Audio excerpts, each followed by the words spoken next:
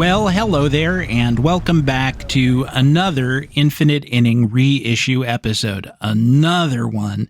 You know, when Bob Dylan's, third or fourth album came out, and it had been titled Another Side of Bob Dylan, he kind of wondered if that was someone's idea of a subtle insult. In this case, no, it is not my intention to insult myself, and certainly not you.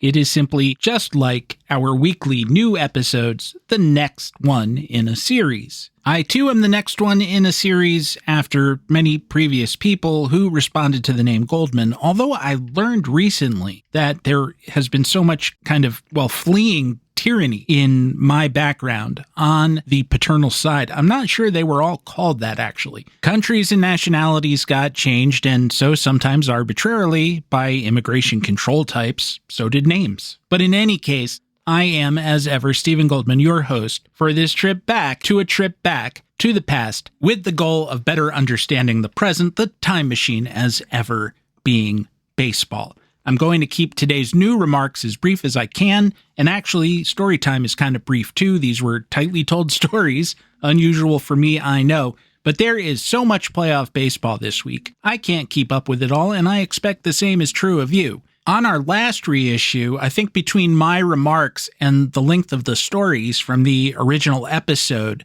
the reissue came in around an hour. Well, we're not going to do that this time. We go back this week to the first months of the show with episode number 7 and a couple of brief but dark stories of players in medical decline. The forgotten Austin McHenry, who never got a movie about his life, and the not at all forgotten Lou Gehrig, who did. I'm not saying that's the only difference. It's a difference. I'm reluctant to go back to a show this early in the run because I didn't know what I was doing yet, if I've ever learned. So my voice is bad, my mic technique is bad, the sound is bad, and for me it is, as the kids say nowadays, cringe. Here's another thing that's different. You'll hear me apologize for doing what I do on this show, which is to explain the world around us through the lens of baseball. I did that because, as I explain, I had been conditioned to be ashamed of it. I'm not anymore. It is the essence of what I do and what I care about, and the only thing I have to offer the conversation that you couldn't get from 100 other people in other ways.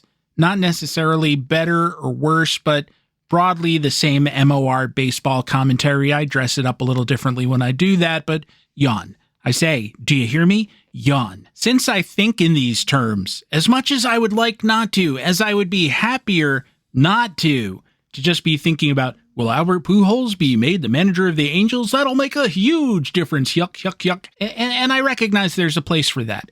And again, I've buttered a lot of bread for myself and my family, making money writing that sort of thing. But I've always done a little bit of this. And over time, I've been fortunate enough to have the opportunity to do a lot of the kind of mixed commentary that I do, of coloring outside the lines. And I have to thank you for that, whether you simply listen and let the ads go by when you are listening, or you support the show via Patreon. You're showing that this is something you care about, that it's worth doing, and that you are not offended by a kind of commentary that includes both sports and the world that surrounds sports, and utilizes sports to examine the wider world rather than simply be concerned with the wins and losses or the home runs and the stolen bases within the sport itself. We've done a lot of both on this show.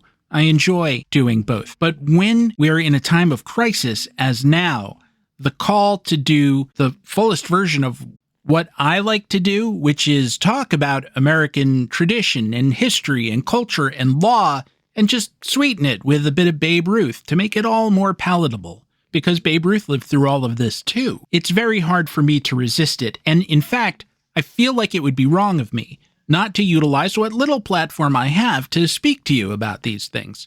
I'd be holding back the best part of myself out of fear that I would lose you, and there are a lot of yous to lose. I keep obsessing about these numbers lately. Pre-war Germany had a population of 64 million. In the last free-ish election Germany had before the takeover, when the population wasn't being wholly intimidated, who are you going to vote for, Klaus? Thunk. The Nazi Party got a third of the vote, so like 21 million people. That's a ton of people in raw terms. They were vastly outnumbered, but think about how many bodies that is. If you add up the total 2025 attendance of the Yankees, Blue Jays, Red Sox, Astros, Angels, Mariners, Tigers, and Rangers, you get about that number, 21 million. Imagine then that approximately 650 full modern ballparks of people, that's 8 teams times 81 games, went for the Nazis. It's hard to visualize that. If you've ever sat in a sold-out ballpark or concert venue and said to yourself, so that's what it looks like to put 5,000 people in the same place, never mind 40,000. You know how hard it is to conceive of it even when you're in the middle of it. Have you ever walked through the post-game parking lot after an NFL game? What happened to this place? Did they fight a battle out here when I was inside?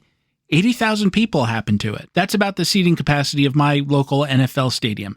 80,000 drunk, rowdy, consistently disappointed people. 2 teams, so 16 dates a year. They just pass through that parking lot like a horde of depressed and angry locusts. As they pass, they consume all hope and joy and poop out fast food wrappers and empty beer bottles. It's the circle of life. So the Nazis started with 21 million adherents, and within that, you no doubt had different levels of enthusiasm, from gung-ho, hardcore fascists to people who held their noses and voted for them by one rationale or another. And here's where I'm going with this. The United States has a current population estimated of over 340 million. So even if 10% of us are sympathetic with hardcore Nazism, it's nothing like a majority. It's not big in mathematical terms, but in raw people, it's 13 million more Nazis than the Nazis had at the outset. I feel like that's emblematic of what we're up against.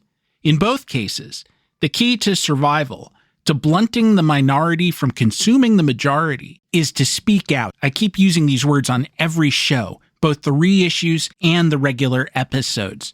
Educate and persuade. Argue. As futile as it is, in the vast majority of cases, it's the only way. It doesn't happen with the blow of a fist or the barrel of a gun. It happens when we reach not the unconverted. You cannot convert the unconverted. You cannot convert a Nazi. Their position is definitionally inflexible. What we must hope to do is convert the people who are lulled into a false state of indifference and to galvanize the ungalvanized. And that means keeping up a constant level of chatter about the threat that we are under from that angry minority. And again, every individual who does this matters because mass media is in the bag for the other side. I've cited this World War II Union ad before. I probably played it right here on the show, touting at the time the great numbers the factories were hitting and churning out war materiel. And one voice would say something like, last quarter, we made 1,000 artillery pieces. And then another voice says, just a whisper, wait till we shout. And then the first narrator says, and we made 5,000 fighter planes. Just a whisper, wait till we shout. Well, we have not shouted yet, and we might not. But me, I'm going to go down talking in the best way that I know how about the topics that I care about, which, as I said, consists of 2 mirrors reflecting one another, America and the great American game. As I record these words, the government has been shut down, the federal government, I should say, because the 2 political parties in Congress have failed to negotiate to a conclusion satisfactory to each other regarding budgetary matters. Politics is supposed to be the art of the possible, the art of compromise, but we are well off that map these days. One of the sticking points for the Democratic Party are subsidies to the Affordable Care Act, or Obamacare, that were phased out in the prior budget. If you get your medical insurance through work, you might not care about this, but all of us are going to be out of work at some point. Few jobs are for life these days, and you just might care about the existence of the Affordable Care Act then. Over 24 million Americans, or about 6% of us, get health care via the ACA exchanges. Without the tax credits that were phased out, the subsidies, lower income people and healthier people will drop out of the plans due to not being able to afford or not wanting to afford the higher bills, leaving a sicker, older, less healthy pool for insurers to cover and that means a subsequent rise in premiums, this time from the insurers.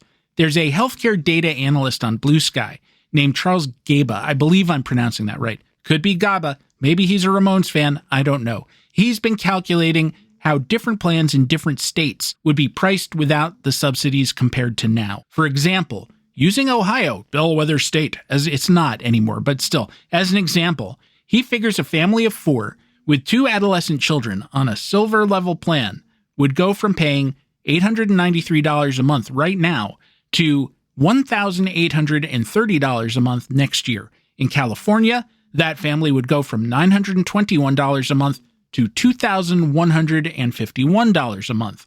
And in my beautiful, glorious home state, which I appreciate more and more as each day goes by, they would go from $921 a month to $1,733 a month. That is a lot of baseball games that those parents can no longer afford to treat their kids to seeing. More realistically, of course, it's not baseball games that they'll forego. It's basic necessities. And if you don't have those, then you're less healthy, and a vicious cycle ensues. And those kids, if they're not healthy, they don't do as well in school. And then they're not as good economic contributors to the United States of America when they're of age. Our Secretary of Defense just gave a big speech to some big generals and admirals about how all our soldiers should be big and muscular. They weren't in the Second World War, you know. They were undersized with bad teeth. Why? Because they were children of the Great Depression and they hadn't been eating Kobe beef when they were little. Nothing in the world is one thing. Every game of baseball has 4 bases. You can't cover 3 and assume the last one's going to be okay. It all intersects. You can't be mean and uncharitable to some percentage of your population, even if it's 5 or 6%. Again, we're talking in the millions of people here. And then expect when you call on the totality of that population for some national emergency, or again, just to keep the economy going on a regular daily basis, that everyone is going to be able to help. They're going to fail the government because the government failed them. Now, I would argue that medical care is a human right. If you wouldn't let a stabbing victim bleed out in the street because they can't afford to pay the ER bill, you shouldn't let the same person die of cancer in 6 months when treatment might have gotten them another 6 years. That's just morality. It's mine. It doesn't have to be yours or anyone else's. But if you want to be purely patriotic and capitalistic and cynical about it, every single person in this country is an economic unit. Every one of us contributes to some extent to the economy to a greater or lesser degree. Again, this is just basic capitalism. Today, prior to this recording, I went out and I got a haircut. And yes, it does look good. Thank you. I spent part of my gas tank to get there, which means eventually I'll buy more gas, which of course means wages for the guy. In my state, we don't pump our own gas. It's weird. So that means a wage for the guy who pumps it. It means profits for the gas station. It means profits for the oil company, as much as we don't love oil companies necessarily. I paid for my haircut, of course, and I tipped the stylist. And I used my credit card, which means a premium goes to the credit card company. The stylist will now take my tip plus their wages and go to the Target about a block down from the barber shop or the stylist place, whatever you call it, and buy a bunch of things that they need at home. And we all go merrily rolling along. If you're broke, you're not doing any of that. If you're sick, you're not doing that. If you're dead, you're not doing that. That's why preventative healthcare, by the way, isn't just about preventing illness. It's about preventing people from going out of the ball game, from having to hobble out to the dugout because a pitch hit them on the hand and they can't play anymore. And we know that. We've known it for a long time. And so sometimes the government, which is just a big money redistribution machine, gives cash to our poorer brothers and sisters so that 1, they don't starve. Starvation is un-American. And 2, so they can be productive for the United States. The loaf of bread they get may be free to them, but it's not free to the baker. He got paid, whether the money came out of the recipient's wallet or out of the federal treasury. Either way, it still spends for him. And he or they go to the store, go to that same Target that my barber went to, and they buy something. And again, everything keeps moving and doesn't constipate up. And then we all stay employed and we can all better afford to go to that ball game that I mentioned, or can sit still long enough to watch it because we're not working a second job or a third. Now you or your Uncle Larry may think that poor person is lazy or stealing from the public, but there are a variety of characters in every group. Even among Nazi voters, as I said earlier, there's a span from, I guess I'll vote for them to, oh God, yeah. And there are plenty of lazy rich people who steal from the public too. Being poor doesn't define one's character. Mostly it defines one's luck, or one's luck defines them in that way. And it's not worth arguing about, because sure, there probably are some quote-unquote lazy people who are gaming the system. There always have been, there always will be, going back to the first hunter-gatherers and the farmers who decided to stop hunting and gathering, and then the hunter-gatherers came along, hit them over the head, and stole their rice and indigo and wheat and hemp and so on. But just because human nature often sucks doesn't mean it's the majority of us, or that we should abandon those who are sincerely in need, or that we don't benefit ourselves from it. You can justify generosity purely in terms of selfishness. Pay it forward, it comes back to you, Larry. Very nearly the Love Boat theme, if you think about it. Who knew the Love Boat theme was about Keynesian economics? And so earning it is not worth arguing about, because having that money just sitting around does no one any good, but giving it to the baker or the doctor via that impoverished person lifts everyone. Is the foregoing a baseball story? Maybe, maybe not. I would argue that it is, but the rest of the show is too, in its way. Austin McHenry and Lou Gehrig were inarguably ball players, very, very good ones. And then they stopped being that, and they stopped being anything at all, because they got, as Lou said famously, a bad break. Who is to say that can't happen to any of us? That's what these stories are about. That's all for me for this episode. I'll be back at the end to wrap things up. Story time begins right after this break. Thanks for joining me today when there's so much going on, and as ever, thanks for your support and most of all, your time.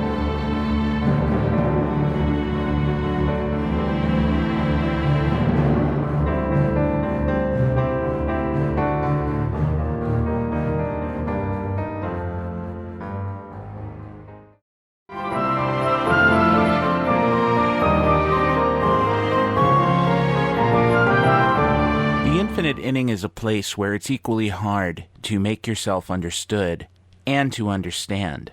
To quote They Might Be Giants, the TVs in Esperanto, it's the everlasting hour of Babel, and we must bear down to think clearly. Hold that thought for a moment. I've got to tell you something else to make it pay off.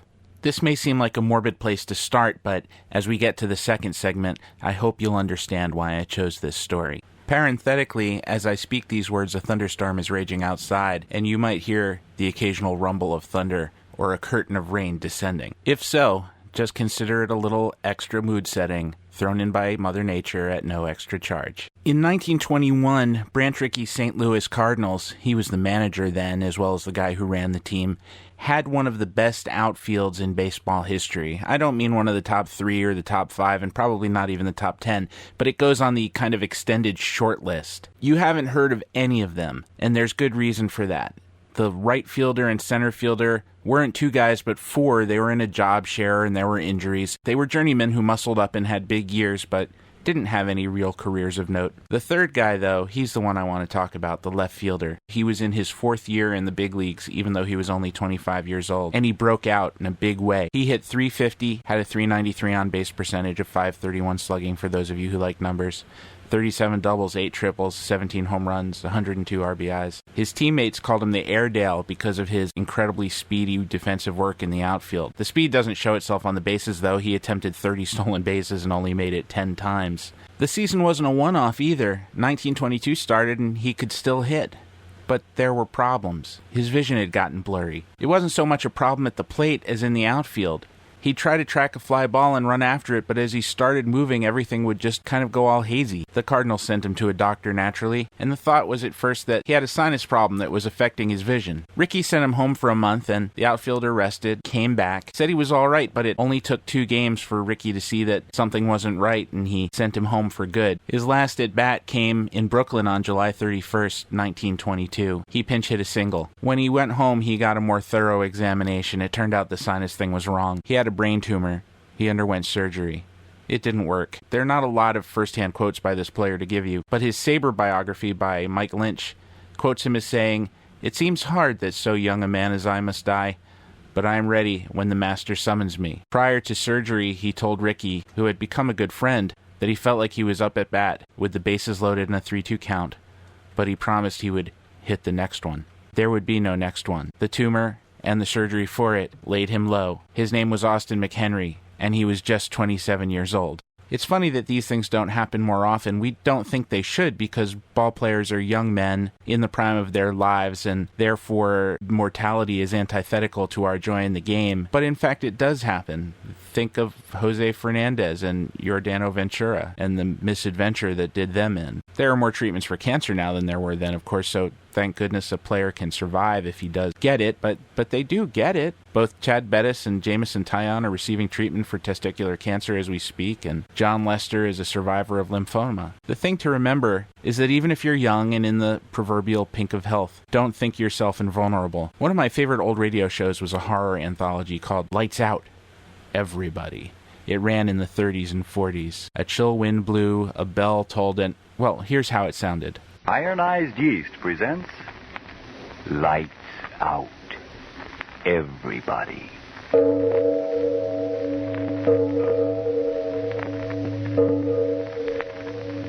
It is later than you think.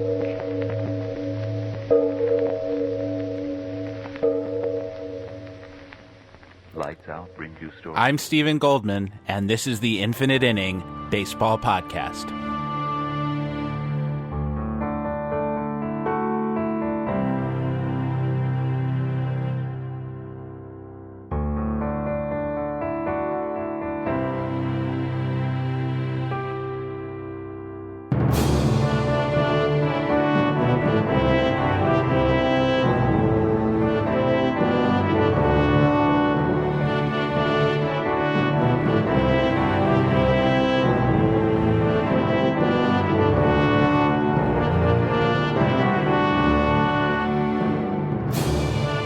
Well, hello there. Swimming away from the sinking ship, you beach on an island from which the signs of civilization are absent, except for a sign saying Episode 7, and a tiki bar serving Mai Tais. Pull up a stool. It's just a few minutes to continue the discussion that we began at the outset of the episode. In 1937, when Lou Gehrig was 34, he hit .351. Drove in 158 runs on 37 home runs, led the American League in on-base percentage. The next year, 1938, was the one that retrospectively came to be seen as a harbinger of Gehrig's doom. He hit only .295 with 29 home runs, although if you look at the splits month by month, he had some periods, even as late as August, where he was pretty much the usual Gehrig. It was only in the postseason when he had 4 hits, none of them for extra bases, that people started saying that he looked sluggish and that maybe he wasn't running as well as he used to. Gehrig called it an off year. The press freely speculated as to whether, at 35, he was finally reaching the end, if the Iron Horse was, as they couldn't resist saying, rusting. What was wrong with Gehrig wasn't rust, it was something far more pernicious, although no one could be blamed for not knowing it at the time. What there were clues that concerned people, but didn't seem to add up to anything. There's this from Bill Dickey, which is quoted in Frank Graham's Lou Gehrig, A Quiet Hero, one of the earlier biographies. Dickey said, "I knew there was something seriously wrong with him. I didn't know what it was, but I knew it was serious. We were in the room one day a few weeks ago, and Lou stumbled as he walked across the floor. I was reading a paper and looked up to see what he had stumbled over, but there was nothing there. I was going to ask him what had happened, but he had a strange look on his face, and I didn't say anything. A few days later, he was standing, looking out the window, and I was sitting behind him talking to him, and I saw one leg give way, just as though somebody had tapped him sharply at the back of the knee joint.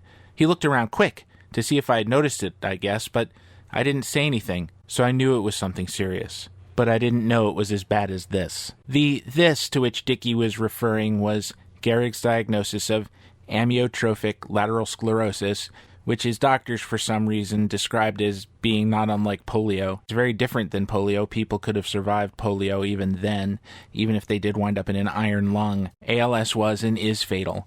It's the death of the motor neurons. Your ability to control your body or exercise your muscles at all eventually goes away, as does the ability to speak, swallow, and breathe. Gehrig's life was to be sadly attenuated, and what remained was the rapid decline which would shrink his world from the ballpark to his living room, to his bedroom, and then to the grave. Joe DiMaggio was on the field at Camden Yards that night in September 1995 when Cal Ripken Jr. broke the consecutive games played streak held by DiMaggio's old teammate, Lou Gehrig. As DiMaggio observed the celebration, there were tears visible in his eyes, but it was impossible to know. Was he crying for the moment? Was he crying for the memory of the long-lost Lou? Or was he crying in some way for himself? For he was ancient now. He was about a month from turning 71, and he had to know that his future was not boundless, that it was now, in its own way, as limited as Gehrig's was 56 years earlier. He could see that the thing that came for Gehrig all those years ago and slowly, torturously murdered him over the course of about 3 years would be coming for him too, and by that I don't mean ALS specifically, but the thing that comes for us all. Maybe he finally understood what most of us cannot acknowledge because it's too painful, too frightening, and trust me, this isn't easy for me to say here now either, which is that moment in 1939 when he, Joe, was a vigorous 24-year-old who still had the successful courtship of Marilyn Monroe in his future, that was always a temporary, transient state of affairs. In the long term, things were going to even out. That's the point of the Lou Gehrig story. I mean, there are many points to it, but at least insofar as we are concerned today, it's not his awesome grace in the face of death with, "Today I consider myself the luckiest man on the face of the earth." I mean, that's an incredible thing, one of the great moments in baseball history, but the point that we have to grapple with is that he had to make the speech at all. He was 36 years old at that moment, and he was totally, I won't use the word, he was done. So what can we take for granted? Nothing, really. Gehrig had been a strong man, stronger than most, and the results of that strength, which are there to see on his baseball card all these years later, still have the power to amaze us. If you look at film of him swinging the bat, you can see why the results were so strong. He had broad shoulders, the build of a tight end, and you can also see later in pictures from 1939 and onwards, the breadth of those shoulders vanish and sag. The big smile goes slack around the strong jaw. You can look at that as the result of a fluke of genetics or disease. You can argue, as some have, that maybe he didn't have ALS but had been skulled by too many baseballs in a time before helmets. It doesn't matter at all, not right now. What matters is that there's nothing he had that could not be taken away. I don't tell you this to be morbid. I tell you this for a reason. I tell you about Austin McHenry for a reason. But I have to make a confession now as to what that reason is. I've been writing about sports for a very long time, and I used to be in the habit, and I still give into this sometimes, of making political allusions or ruminating on the day's events in the context of writing about the game. When I do this, I tend to get pushback, including "stick to sports" from the usual commenters. I'm fine with that if they'll stick to having non-consensual intercourse with farm animals. I think that's fair. I mean, it's my soapbox that I'm standing on. They can stand on theirs for whatever purpose they want, and there are plenty of people who will give you the straight jockstrap stuff all the time, unadulterated. I also got pushback from publishers and editors, and that I was obligated to take a little more seriously, and I did see the wisdom in it. One publisher of Baseball Prospectus, who cautioned me on this stuff years after I stopped doing it because I don't think he actually read this site, said to me that it was a bad idea to bring any aspect of politics into what I was writing because you automatically alienated half your readership. And I think that's fair. I think that's right. And so I've largely toned it down, except for instances in which, as often happens, more often than we care to acknowledge, regular quote-unquote real life crosses into the sphere of sports. So fine, I long ago surrendered. We don't need to talk about politics. Baseball can do the job for us. It's a game that requires intelligence to really get it.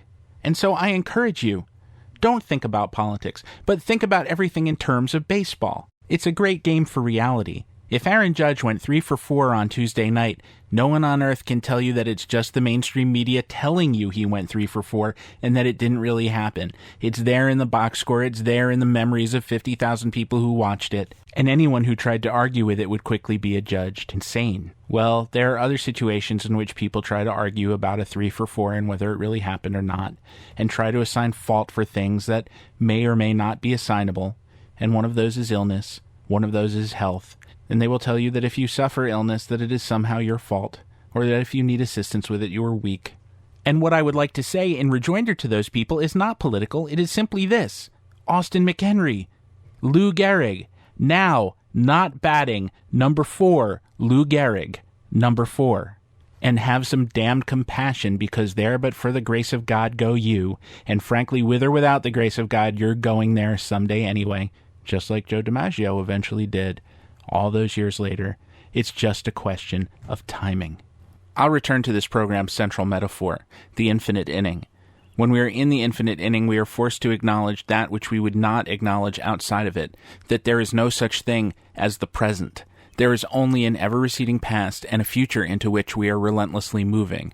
Therefore, anything that obtains to us at this fleeting moment is temporary, and we must understand the state of our lives is constantly in flux, that entropy rules the universe, and that only the Mona Lisa retains the same smile forever and ever, and even she's disappearing atom by atom of paint. And that was where I left off. Let's get to the closing.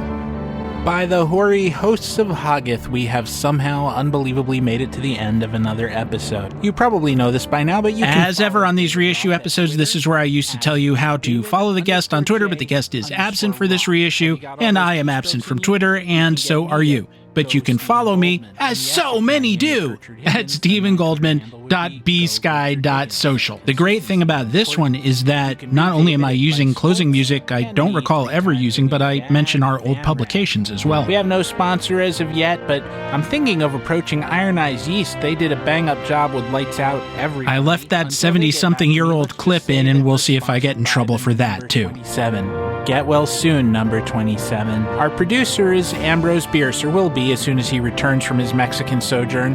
It's been 104 years and I'm thinking of giving up. Our theme song, which you've heard throughout the episode, and in fact are hearing now, was co-authored by myself and Rick Mooring, who has written dozens of songs even better than this one. Someday the world will know of his genius and weep. Well, assuming I don't win an all-expense-paid trip to Europe on the Lusitania, I'll be back next week with... That's all for this reissue episode. I'll be back this weekend as ever with a brand new episode, number 347, 348, 5000, I don't know, but I hope I'll see you then. Thank you for taking this return trip to the infinite inning.